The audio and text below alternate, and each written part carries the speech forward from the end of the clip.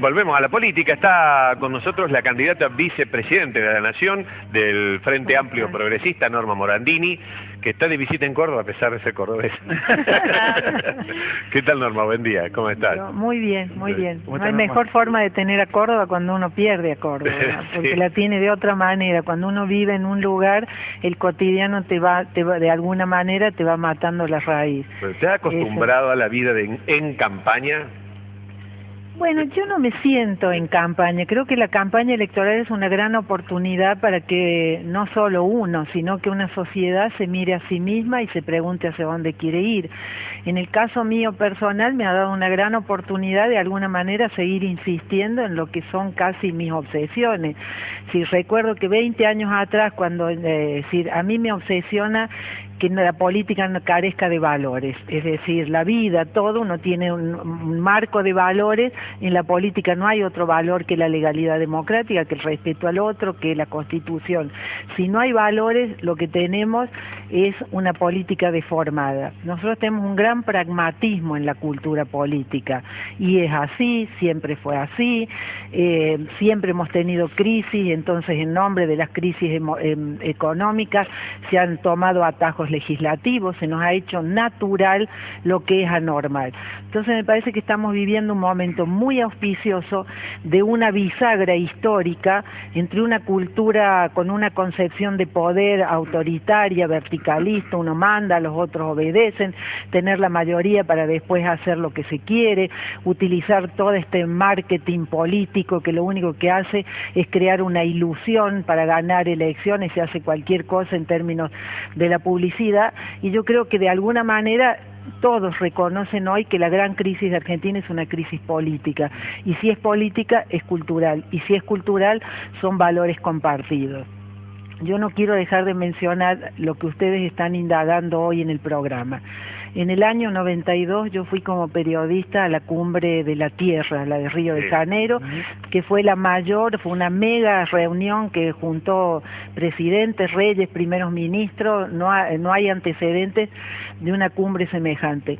Todas las documentaciones de los investigadores decían que las guerras futuras iban a ser por el agua. Año 92. Año 92. Entonces yo, ahora que tengo responsabilidad, siempre digo, lo he dicho en el recinto más de una vez, es una cosa absurda. ¿Cómo vamos a estar amenazándonos con lo que va a venir si no somos incapaces de impedir lo que va a venir?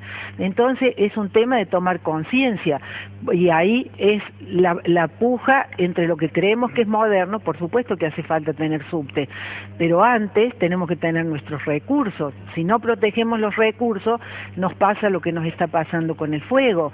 ¿Por qué las provincias cercanas, que también tienen sequía, no hay incendios? Entonces, hablamos del turismo, pero resulta que estamos cancelando lo que es nuestro recurso provincial para el turismo, que es el agua, que son las montañas, ¿no? Entonces me parece que si pudiéramos hablar de los temas, en lugar de estar en esta dijo, me dijo, le dijo, hemos devaluado tanto el debate político con el chisme, con el rumor. Y entonces, bueno, a mí me parece, en ese sentido aprovecho la campaña porque me parece que es una oportunidad única. Norma, es una lucha, no sé si despareja o desigual, porque todos coinciden en el diagnóstico cuando se está desde la oposición.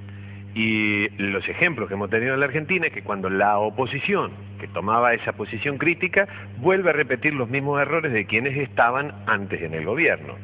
Y yo te escuché decir una frase muy interesante, haciendo precisamente alusión a la campaña, o a las campañas, donde vos planteabas que nos están prometiendo un derecho que ya tenemos, vivienda, salud, es decir, la Constitución ya nos da ese derecho que debiera ser una obligación para los dirigentes.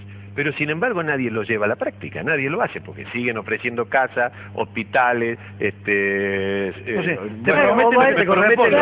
mira qué interesante, vos pones en el centro esto, que el estar hablando de esto, es que la gente, la ciudadanía, tiene que saber que la Constitución nuestra reformada del año 94 se ha basado en todos los tratados internacionales de derechos humanos, de modo que si hay algo que es progresista en nuestro país es la Constitución, que la tienen que los gobernantes cumplir, los ciudadanos, los legisladores. Ese es nuestro chaleco de claro, fuerza. Pero después se trata una ley importante Ahora, en el Senado y empiezan unos a esconderse, el otro sí. no va, el otro no da quórum, el otro chicanea, el Bueno, otro pasa la Banelco. Bueno, yo lo que te digo, te lo he dicho en una carta y me lo digo a mí misma, porque yo también como periodista digo, la vida se ha burlado de mí porque uno generaliza la oposición, hay opositores, sí.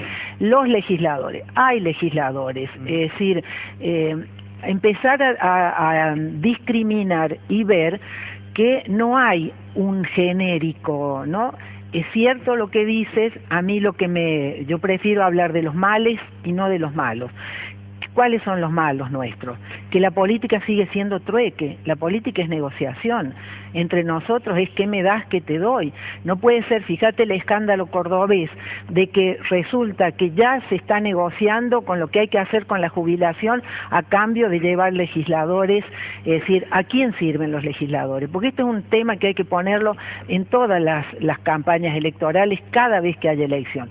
¿De quién es la banca? ¿La banca es del ciudadano o la banca es del partido? La banca es nuestra. Si la banca es del partido, es del ciudadano. Claro. Si la banca es del partido, nos pasa lo que nos ha pasado en todas estas crisis, que porque ha habido muchos legisladores que han delegado facultades, votaban como les decía el partido, y entonces han ido ahorcando a Córdoba. Entonces después gritamos, estamos ahorcados, nos deben, que nos den los recursos, todo lo que es nuestro, por derecho y por constitución, como señalaban. Entonces me parece que ya volver a poner el deber ser, porque yo digo, 20 años atrás, 10 años atrás, cada vez que uno planteaba el deber ser o planteaba los principios, te decían, y es así. Bueno, pero no debe ser así, porque hay que vincular el es así, es decir, la crisis que tenemos, porque no se ha cumplido con la ley, ¿no? Norma, recién hacía hincapié en el chisme político, decía que se ha deteriorado un poco la institucionalidad por la cuestión del chisme político, ¿no? El gobierno central le echa la culpa a los medios, digamos, por este deterioro del chisme político y de que la oposición no es tal. ¿Cuál es la lectura que haces? ¿De quién es la culpa? ¿De que genera el chisme? Yo creo de quién es la responsabilidad, ¿no? Porque si echamos las culpas en los otros, nunca tenemos responsabilidad propia. Yo como periodista solo escuchaba hablar de los políticos. Ahora entre los políticos solo escucho hablar de los periodistas. Y lo que pasa es que se ha cancelado la información del Estado. Entonces el periodista no le queda otra que buscar chisme, porque la mediación del periodista es precisamente mediar entre el Estado y la ciudadanía. Pero si el Estado no cumple con su función de publicitar los actos de gobierno, el periodista tiene que ir a buscar chisme. Entonces es perverso lo que está pasando. Yo he tenido una reunión, hago mal, lo digo acá porque estoy en Córdoba, tuvimos una reunión con los periodistas acreditados en la Casa de Gobierno, la Casa Rosada. Sí. Yo me quedé con el corazón apretado. Yo nunca imaginé que en nuestro país, como la periodista que no dejo de ser, íbamos a llegar a esta humillación, que se les cancele la información, que se les restringe el movimiento, cuando siempre en la Casa Rosada la forma de cuando llegaban los visitantes era tomarlos en ese, no sé cómo se llama ese salón, no, el salón grande cuando uno entra, ¿no? Entonces, es decir, pero este es un gobierno, hablo del gobierno nacional, el gobierno central, que dijo, que desde el inicio dijo que iba a hacer comunicación directa. Todos mis pedidos de informe, todas las veces que ha venido el jefe de gabinete al Congreso, mis preguntas siempre van por ese lado. ¿Por qué no cumple con el derecho constitucional de garantizar el derecho a la sociedad a ser informada, que es superior a la libertad de decir? Porque ya está garantizado, tenemos libertad de decir, pero ahora hay que garantizar un derecho que es superior, que es el derecho de la sociedad a ser informada. Si la información es de baja calidad, o sea, si hablamos de chisme y no del agua, el derecho al agua, a la vivienda, lo que es nuestra Constitución, si hablamos de las personas, lo que vamos devaluando es el debate público, y si se devalúa el debate público, lo que estamos devaluando es la democracia, y vale para la prensa y vale para la política, porque acá ha habido una promiscuidad entre lo periodístico empresarial y la política. La política cree que si no está en los diarios no existe, lo cual es una mentira, y a su vez las empresas periodísticas creen que si tienen empleados políticos van a poder consagrar sus intereses. Entonces, en ese sentido me parece que es importante hablar del deber ser. Al periodismo hay que garantizarle el derecho, es decir, que acceda a la información pública. El Estado tiene que publicitar, los gobernantes tienen que publicitar sus actos de gobierno, no hacer propaganda.